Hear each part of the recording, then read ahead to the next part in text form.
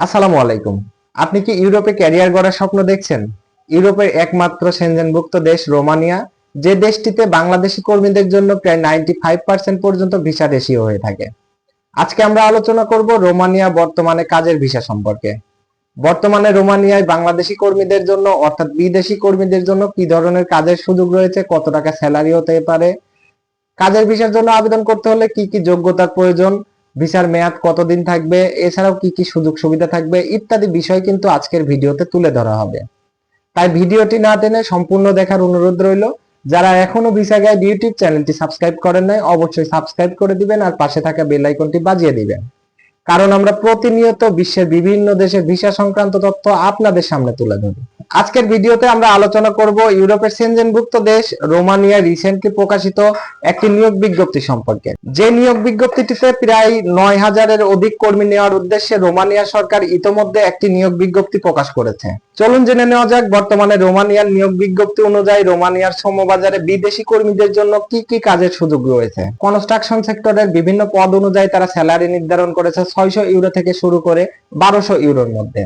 Logistic বা transport সেক্টরের বিভিন্ন পদ অনুযায়ী তারা স্যালারি নির্ধারণ করেছে 700 ইউরো থেকে শুরু করে 1150 ইউরোর মধ্যে।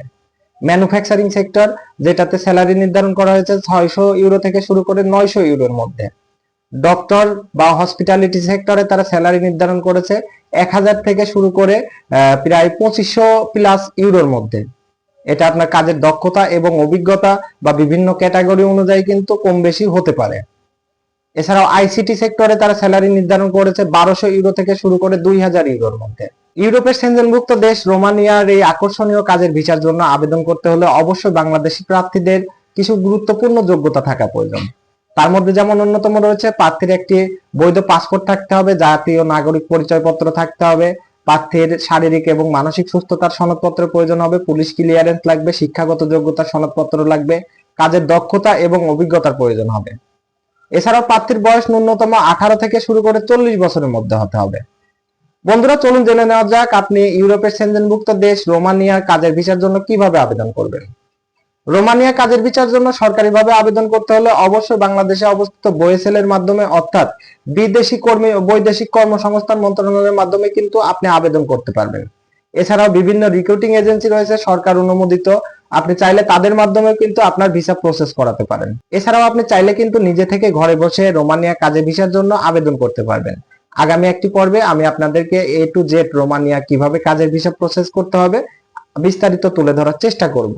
যারা রিক্রুটিং এজেন্সির মাধ্যমে ইউরোপের সেনজেনভুক্ত দেশ রোমানিয়া কাজের ভিসার জন্য আবেদন করতে চাচ্ছেন তাদের জন্য আমি প্রতিনিয়ত একটি কথা কিন্তু বলি, অবশ্যই আপনাদের মনে রাখতে হবে ভালো একটি রিক্রুটিং এজেন্সি কিন্তু আপনার ভাগ্যের চাকা বদলে দিতে পারে।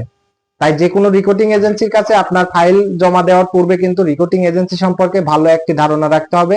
অবশ্যই আপনার বিশ্বস্ত একটি রিক্রুটিং এজেন্সির হাতে আপনার সমস্ত ডকুমেন্টস তুলে দিবেন। ইউরোপের সেনজেনভুক্ত অন্যান্য দেশগুলোর মতোই কিন্তু রোমানিয়ার শ্রম মন্ত্রণালয় বিদেশি কর্মীদের জন্য সুযোগ সুবিধা প্রদান করে থাকবে। তার মধ্যে অন্যতম রয়েছে চিকিৎসা ভাতা, থাকা এবং যাতায়াত খরচ কোম্পানি বহন করবে, লাইফ ইন্স্যুরেন্স, প্রভিডেন্ট ফান্ড।